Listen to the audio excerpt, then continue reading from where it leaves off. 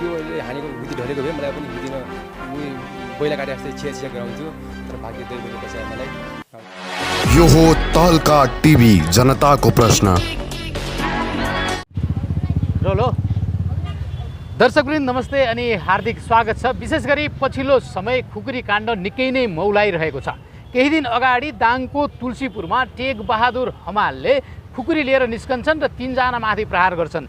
एकजनाको on the spot death हुन्छ र यतिखेर प्रहरीले यसको अनुसन्धान गरिरहेको छ। हामी यसै विषयमा आज चिरफार गर्छौँ र यसको अनुसन्धान कसरी अगाडि बढ्छ र यसका न्यूनीकरण गर्ने उपायहरू के हुन सक्छन् भन्ने विषयमा आजको कुराकानी तपाईँहरूमा जोड्नेछु र हामीसँग कुराकानी गर्नको लागि पूर्व डिएसपी केपी शर्मा पन्थी हुनुहुन्छ। स्वागत छ यहाँलाई। धन्यवाद। जय जननी जय मातृभूमि। हप्ता पहिला तपाईँको 3 कुनेमा पनि यस्तो 4-जनाको चाहिँ सामूहिक चाहिँ हत्या, एकजना लाटो चाहिँ के भन्दाखेरि बोल्न नसक्ने व्यक्तिबाट यो घटनाहरू बढ्दै गएको अवस्थामा राज्य संयन्त्र सामाजिक सुरक्षाको एउटा प्रत्याभूति भन्दा पनि यो समय काल परिस्थितिले के कस्तो कुराहरू उब्जाएको छ यो चाहिँ अत्यन्त मर्माहत विषय बन्न पुगेको छ। गत 2 दिन पहिला दाङमा टेकबहादुर हमालले चाहिँ के भन्दा आफ्नो घरबाट दिनदहाडे निस्केर अब खुकुरी हातमा लिएर हाँस काट्न आफ्नो ससुराले सोद्धाखेरि मैले बुझेअनुसार म हाँस काट्न जान्छु भन्ने इच्छामा जाँदा अगाडि रहेको चाहिँ रिता भनौँ लामिछानेलाई चाहिँ अन द स्पोट डेथ गरे भने यसै गरी चाहिँ के भन्दाखेरि कमल हमाल र चाहिँ अन्य एक व्यक्तिलाई सख्त चाहिँ घाइते बनाएर अहिले उपचारको अवस्थामा विद्यमान छ र चाहिँ टेकबहादुर हमाललाई नेपाल प्रहरीले चाहिँ के भन्दा पक्राउ गरेर अनुसन्धान भएको अवस्था छ।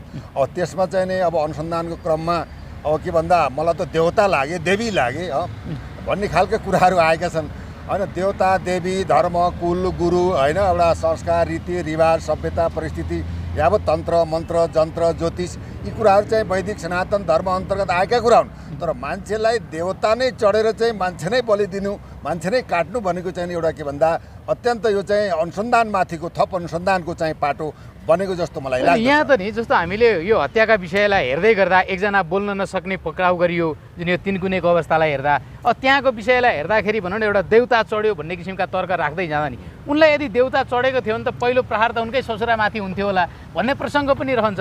तर यो अहिलेको समयमा खुकुरी प्रहार गर्ने यो विषय चाहिँ किन अगाडि बढ्यो अथवा कोबाट प्रेरित भए अथवा किन चाहिँ बाध्य बने भन्ने कुरा चाहिँ के हो? खास दुईटा कुरा छ।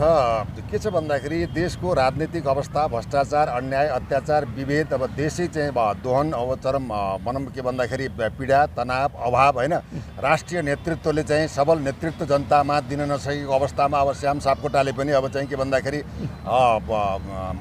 काङ्ग्रेसका चाहिँ सहमहामन्त्री चाहिँ यादवमाथि भनौँ खुकुरी प्रहार गरेको अवस्था पनि विद्यमान छ।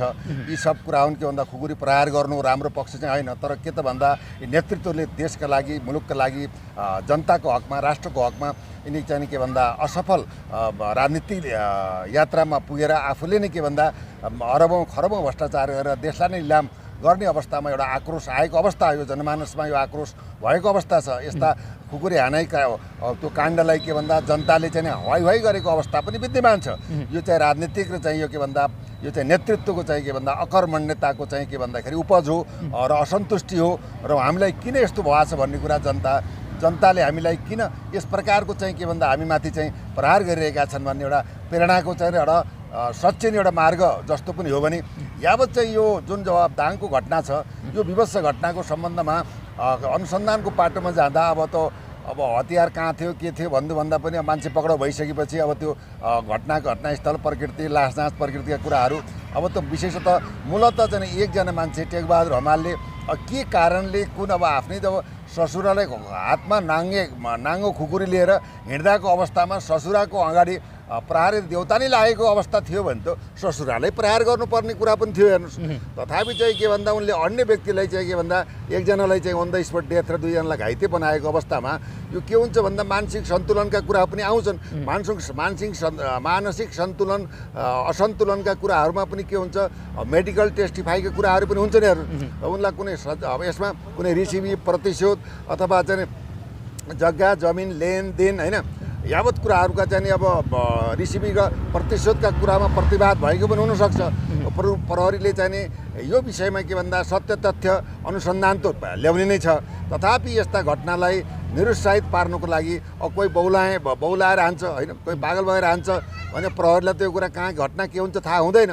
तथापि चाहिँ के भन्दा यो चेतनाका कुराहरू र त्यो भनौँ हत्या गर्ने चाहिँ नि व्यक्तिको चाहिँ मानसिकताका कुराहरूतर्फ पनि अनुसन्धान केन्द्रित भएर वास्तविकता के हो यो हुनुमा यसको सत्य तथ्य प्रहरीले जहाँसम्म निकाल्छ यो चाहिँ हामी चाहिँ वेट एन्ड सीमा रहनुपर्छ जस्तो मलाई लाग्छ। जसरी यो अनुसन्धान त बढिरहेको छ होइन, अनुसन्धान हुन्छ घटना घट्नुभन्दा अगाडि पनि यसको लागि चाहिँ सरकारले जब अहिले पछिल्लो समय यो हत्याका कुराहरू जुन अगाडि बढिरहँदा नि यो गृह मन्त्रालयले पनि गृह मन्त्रालय अन्तर्गत यसमा विभिन्न किसिमका पहलहरू गरेर अथवा यसको न्यूनीकरण गर्न केही उपायहरू निकाल्नु पर्दैन के छ? अनि गृह प्रशासन भनेको प्रत्यक्ष जनतासँग सरोकार भएको गृह मन्त्रालय हो। यस अन्तर्गत जिल्ला प्रशासन, प्रहरी प्रशासन, सशस्त्र होइन यावत चाहिँ के भन्दाखेरि अङ्गहरू चाहिँ प्रभावित हुन्छन्। तथापि अहिले चाहिँ के भन्दा देशमा चाहिँ वा धार्मिक द्वन्द्व, जातीय द्वन्द्व, एक धर्मले अर्को धर्मलाई चाहिँ माने अपमान गर्ने कुराहरू चाहिँ धरानदेखि लिएर अब आज पनि कता खोटाङतिर पनि चाहिँ गाई काटेका दृश्यहरू देखिएका छन्। यसले अवश्य पनि नेपालमा विदेशी मिसनरीहरूले युरोपियन युनियन, अमेरिकन चाहिँ भनौँ चाहिँ के भन्दा यो कम्प्याक्ट एमसिसी र चाहिँ के भन्दा अन्य चाहिँ विदेशी मुलुकबाट यो नेपाललाई चाहिँ के भन्दा जातीय धार्मिक र चाहिँ गाई काट्ने, गोरु काट्ने, मान्छे मार्ने यावत कुराहरू के हो भन्दाखेरि यो श्रृङ्खलाबद्ध बढ्न पुग्यो। यसको लागि के भन्दा विशेषतः चाहिँ कानुन फितलो हुनु, जनतामा चेतनाको कमी हुनु, राज्यले चाहिँ जवाबदेही भएर अगाडि बढाउन सक्नु, विधिको शासन नहुनु, यस्ता चाहिँ घटनामा संलग्न व्यक्तिहरूलाई अन द स्पोट डेथ, राष्ट्र भ्रष्टाचार गर्ने, बलात्कार गर्ने, राष्ट्रद्रोह गर्ने, राष्ट्रको चाहिँ के भन्दाखेरि लिलाम गर्ने यस्ता व्यक्तित्वहरूलाई एसिड प्रहार गर्ने, यस्ता चाहिँ के भन्दा संलग्न चाहिँ अपराध कर्मीहरूलाई अन द स्पोट डेथ पेनाल्टीको व्यवस्था या झुन्ड्याएर फाँसी दिने कडा कानुनको जबसम्म प्रतिवाद हुँदैन र चाहिँ यो कानुनमा संशोधन हुँदैन तब यो घटनाहरूले चाहिँ अगाडि बढ्दै जान्छन्। अहिले यो देश के छ भन्दा विदेशीले चलाएको अवस्था छ, देशमा सामाजिक शान्ति छैन, परिवारमा शान्ति छैन, समाज चाहिँ उधो गतिमा गएको छ, पठन पाठन ठप्प छ, देशका गुरुहरूले नै के भन्दाखेरि आन्दोलनमा छेडिएको अवस्था छ। अब तपाईँको ठुल्ठुला काण्डमा चाहिँ पूर्व प्रधानमन्त्रीहरूलाई उन्मुक्ति दिएको अवस्था छ। त्यसले गर्दा विभेदकारी न्याय र कडा कानुनको चाहिँ भनौँ प्रादुर्भाव र चाहिँ के भन्दा कार्यान्वयन नहुनु नै यस्ता घटनाको चाहिँ के भन्दा न्यूनीकरण नहुनु हो जस्तो मलाई लाग्दछ। अब यसरी हेर्दै गर्दा नि हुन त प्रहरीले अपराधीलाई पक्रिसकेको अवस्था छ होइन, जसले चाहिँ 3-3 माथि खुकुरी प्रहार गरे, तर उनलाई एउटा हिरासतमा राखेर अथवा जेलमा राखेर मात्रै न्याय मिल्छ त्यो परिवारलाई अथवा त्यो परिवारका लागि केही न्यायको लागि कसैले पहल गर्नुपर्छ अथवा के हुन्छ खास? हाम्रो भनाइ के हो भने घरको कुनै पनि चाहिँ व्यक्ति एउटा चाहिँ काम गर्ने गार्जेन वा कुनै व्यक्तिलाई यसरी चाहिँ हत्या गरियो भने त्यो अपराधीलाई एउटा आजीवन कारावास राखेर उसलाई चाहिँ के भन्दा एउटा आत्मसमीक्षा एउटा भनौँ न उसलाई चाहिँ के भन्दाखेरि आफूले गरेको चाहिँ के भन्दा कर्मको चाहिँ के प्रायश्चित्त गर्ने र एउटा चाहिँ सुधार गृहको रूपमा स्थापना भएका जेलहरूमा राख्नु र त्यो जेलमा पनि अहिले तपाईँको चाहिँ अब 40-50 हजार भनौँ लाखौँको सङ्ख्यामा चाहिँ जब कैदीहरू छन् तिनलाई पालेर राख्नुभन्दा उनलाई विकास निर्माण होइन तपाईँको त्यो बाटोघाटो कल कारखाना खोल्दा विकास निर्माणमा ती कैदीहरूलाई भनौँ अग्रसर बढाउनु पर्ने, वृत्ति विकास गर्नुपर्ने एउटा पाटो छ भने जो पीडित छ त्यो पीडित परिवारलाई राज्यले स्वयं के भन्दाखेरि उसको चाहिँ आश्रित परिवारलाई शिक्षा, दीक्षा, घाँस, बाँस, कपास र वृत्ति विकासको लागि के भन्दा राज्य कोषबाट बजेट छुट्याएर त्यो भनौँ त्यो पीडित परिवारलाई, त्यो आश्रित परिवारलाई दिनुपर्ने राज्यको दायित्व, राज्यको शिक्षा, स्वास्थ्य, अब तपाईँ घाँस, बाँस, कपास, सुरक्षा, ग्यारेन्टी यावत कुरा चाहिँ राज्यले व्यवस्था गर्नुपर्ने हुनाले नेपालमा यो खालको चाहिँ के भन्दा अब 20 वर्ष 25 वर्ष आजीवन कारावास भनौँ जन्म कैदको फसेला सुनाएर पुग्दैन। उसले चाहिँ गरेको प्रायश्चित्तको चाहिँ कानुनी रूपमा दण्डित हुनैपर्छ, तर दण्डित भए तापनि पीडित आश्रित परिवारले शिक्षा, स्वास्थ्य र चाहिँ उसले बाँच्ने अधिकार चाहिँ सरकारले ग्यारेन्टी गर्नुपर्छ। हेर्नुहोस् अब त्यो भनिरहँदा नि यहाँ त सजिलो, आज खुकुरी हान्यो, मान्छे मार्यो, हिरासतमा पुग्यो, फेरि सरकारले आम माफी दिने पनि चलन छ भनिसकेपछि यसरी हिरासतमा लगेर कारबाही गर्नु मात्रै त यो समाधानको पाटो त होइन होला नि। यो पाटो होइन, अब समाधान गर्न विश्वकै अब के भन्दा राष्ट्रिय अन्तर्राष्ट्रिय ल तथा ऐन कानुनले चाहिँ के भन्दा यस्ता अपराधमा जघन्य अपराध, हत्या हिंसामा संलग्न भएकालाई कारागार होइन अब चाहिँ सजाय, धरोटी यावत कुराहरू चाहिँ हुन्छ। तथापि चाहिँ के भन्दा यसले मात्र पुग्दैन। जो पीडा जुन एउटा चाहिँ परिवारमा चाहिँ पीडा बोध भएको हुन्छ उसको चाहिँ मान्छे भनौँ हत्या भइसकेकोलाई राहतको व्यवस्था पनि छैन। तर अहिले आएर चाहिँ के भन्दा नेपालको चाहिँ यो गणतान्त्रिक संविधानले एकदम के भन्दा छरपष्ट फितलो कानुनको चाहिँ परिभाषा गर्यो। अब जेलमा रहेका जघन्य अपराधमा चाहिँ संलग्न भएका होइन यस्ता व्यक्तिहरूलाई के भन्दाखेरि एउटा सर्वोच्च अदालतबाट र जिल्ला अदालतबाट पनि फसेला भएका आजीवन कारावासको सजाय भोग्ने चाहिँ निर्णय भएका व्यक्तिहरूलाई के भन्दा अहिले चाहिँ के भन्दाखेरि तपाईँको राष्ट्रपतिबाट चाहिँ नि आम माफी अहिले गत समयमा 660 समथिङ मैले सुनेको थिएँ राष्ट्रपतिबाट आम माफी भएको अवस्था पनि विद्यमान रह्यो। आम माफीको अवस्था के भन्दा उमेर पुगेको वृद्ध भएको जेल सजाय कमसेकम 75% काटेको र चाहिँ त्यो जेल गृहमा गएर सुधारात्मक परिस्थिति देखिएको त्यो रिपोर्टको आधारमा छानबिन अनुसन्धान प्रक्रिया प्रणालीलाई मिलाएर गर्ने चलन अन्य ठाउँमा पनि रहन्छ। तर नेपालमा त के भन्दा आज एउटाले खुकुरीले चाहिँ कसैलाई मान्छेले खोडाले हानेर मार्यो, अब भोलि चाहिँ के भन्दाखेरि ऊ चाहिँ जेलमा गयो। अब चाहिँ अर्को महिनापछि प्रजातन्त्र दिवस राष्ट्रपतिको चाहिँ भनौँ ऊबाट चाहिँ के भन्दा आम माफी दिने प्रचलन भयो। यसले गर्दाखेरि त कानुनको त कुनै अर्थ नै रहेन। ठुलालाई कानुन भयो, ठुलालाई चाहिँ सानालाई चाहिँ ऐनको चाहिँ परिभाषा प्रभावित भयो। त्यसले गर्दाखेरि यस्तो चाहिँ गलत प्रक्रिया जुन राज्यले चाहिँ अगाडि रहेको छ यो पनि समाज राष्ट्र शान्ति सुरक्षा अमन चयन र चाहिँ के भन्दा दिगो विकास र शान्तिको लागि बाधक भएको अहिलेको चाहिँ सामूहिक र चाहिँ स्थलगत व्यक्तित्वहरूबाट पनि यो उजागर भएको अवस्थामा सरकारले चाहिँ यसरी मनपरी तरिकाले आम माफीको नाममा आफ्ना मान्छेलाई छोडेर जघन्य अपराधमा संलग्न भएका व्यक्तिहरूलाई उन्मुक्ति दिनु भनेको कानुनको धज्जी उडाउनु हो जस्तो मलाई लाग्दछ।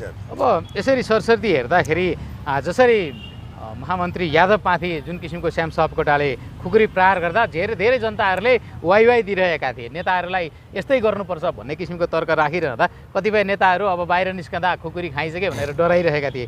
तर यतिखेर त सर्वसाधारणले पनि खुकुरी खान्छन् कि भनेर डराउनु पर्ने अवस्था आयो होइन देशमा। होइन दोहोरो परिस्थिति भयो। राज्यका चाहिँ संयन्त्रहरू फेलियर भए। राज्यको चाहिँ के भन्दा प्रणाली अङ्ग प्रणाली प्रविधि प्रकृति र चाहिँ के भन्दाखेरि अब सिस्टम नै फेलियर भएको अवस्था छ। त त्यसले गर्दाखेरि जनतामा चाहिँ नेतृत्वप्रति सरकारप्रति देशको चाहिँ के भन्दा विभिन्न कार्यपालिका न्यायपालिका व्यवस्थापिका अथवा अदालत प्रशासन यावत कुराहरूमा जनताको चाहिँ के भन्दा विश्वास हटेको अवस्था छ र राज्य दिनानुदिन आर्थिक रूपमा सामाजिक रूपमा शैक्षिक रूपमा फेलियर भएको अवस्था छ।